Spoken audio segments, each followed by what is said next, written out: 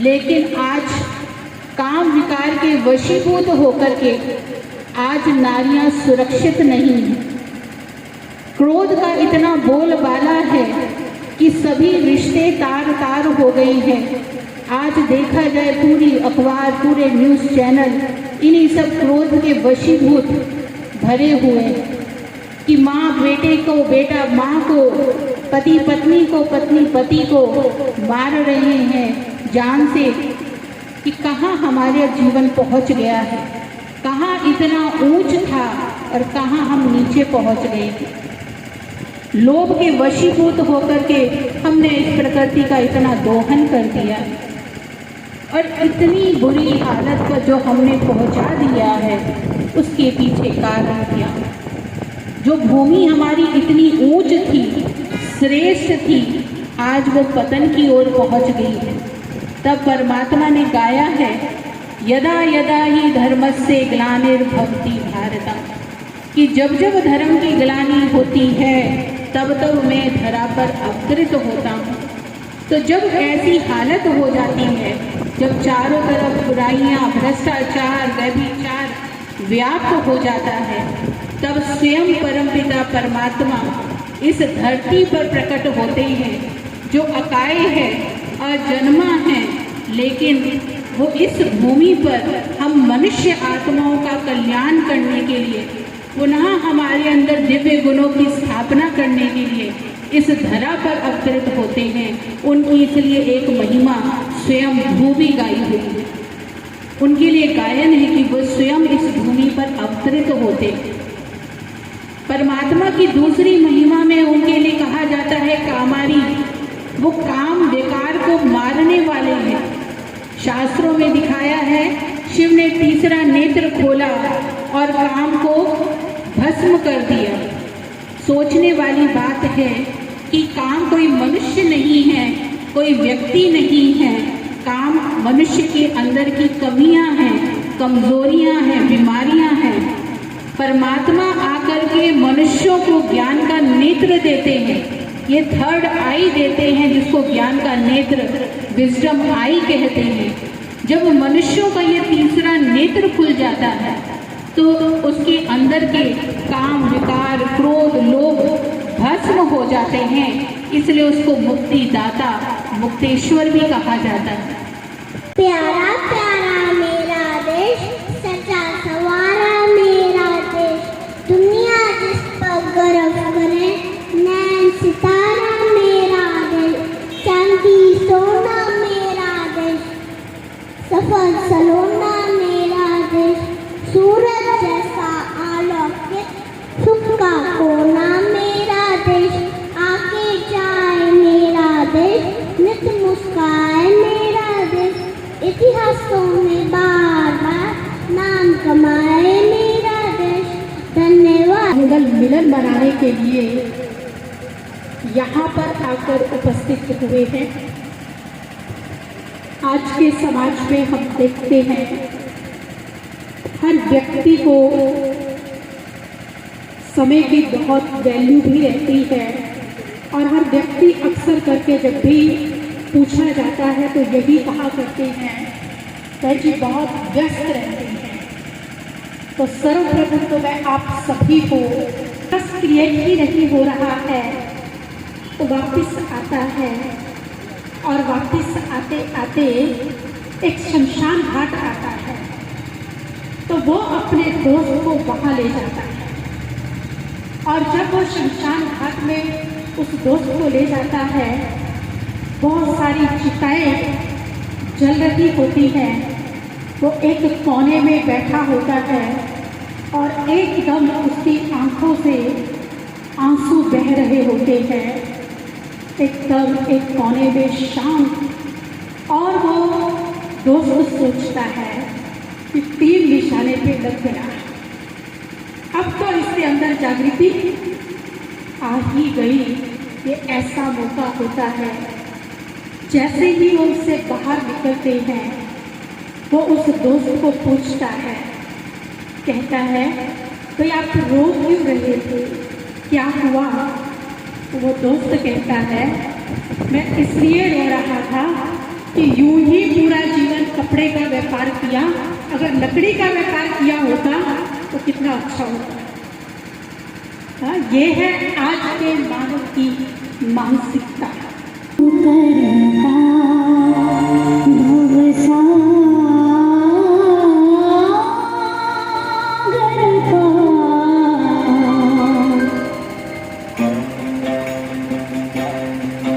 जो तुझसे लगन लगाए वो तुझ में ही खो जाए।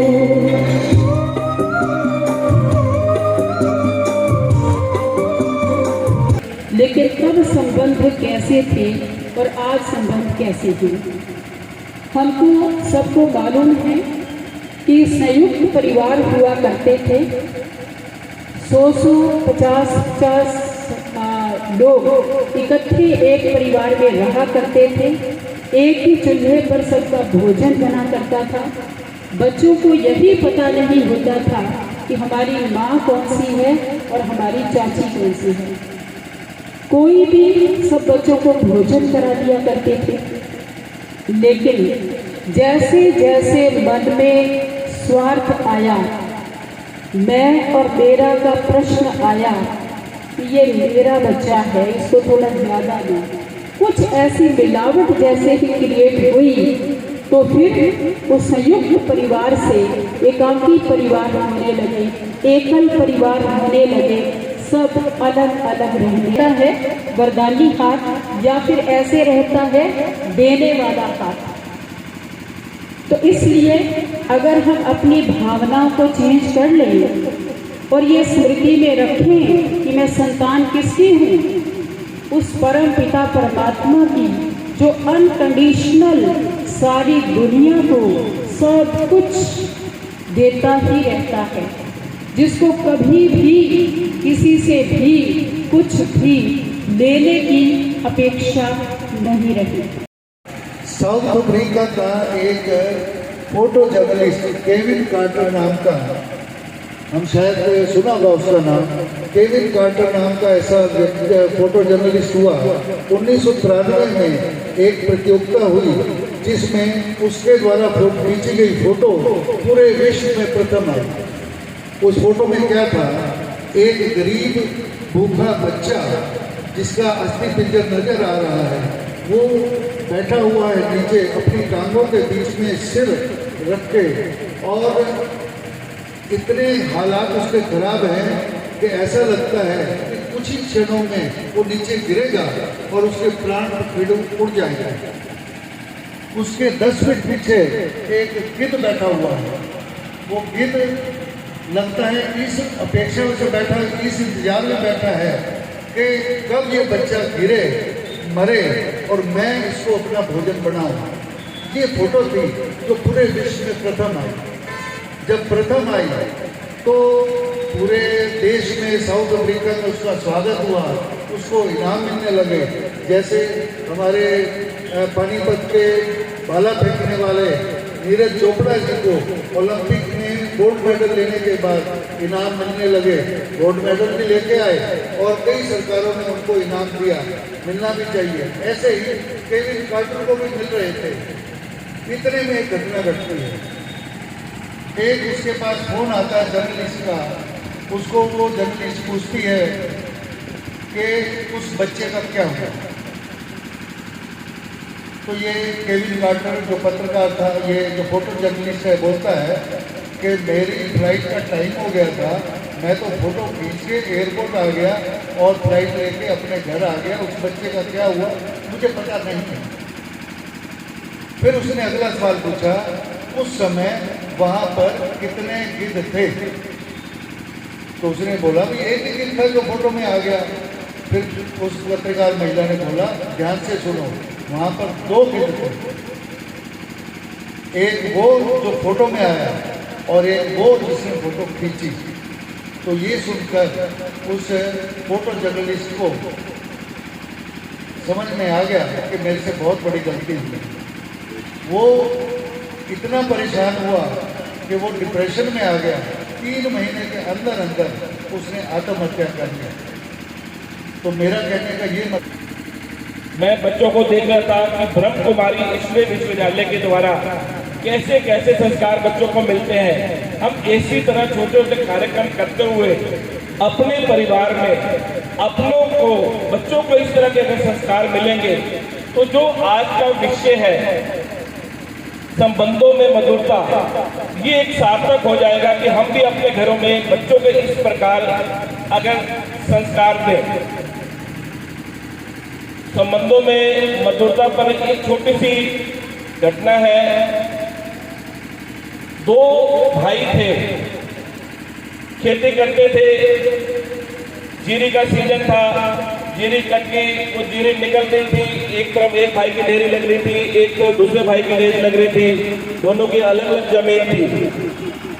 तो बड़े भाई ने कहा कि भैया आप खाना खाओ, दोपहर का समय हो गया है, मैं यहाँ बैठा हूँ, मैं देख लेता हूँ, आपकी ढेरी की भी चिंता कर लूँगा।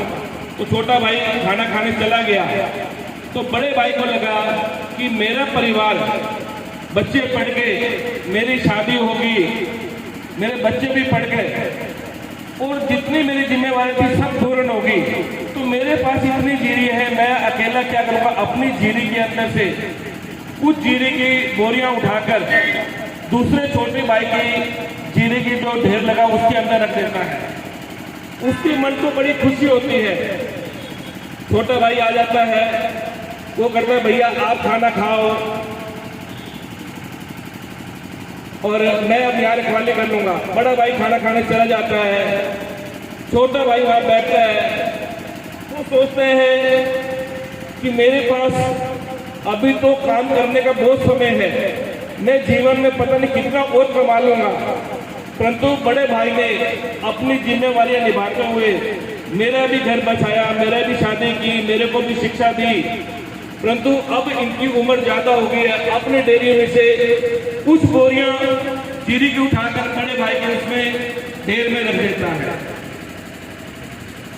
कहने का भाव कि ये जो हमारे रिश्ते हैं, जब हम एक दूसरे की चिंता करेंगे तो हमारे संबंध मधुर होंगे। बहुत अच्छा दीदी ने हमें अभी समझा के कहा।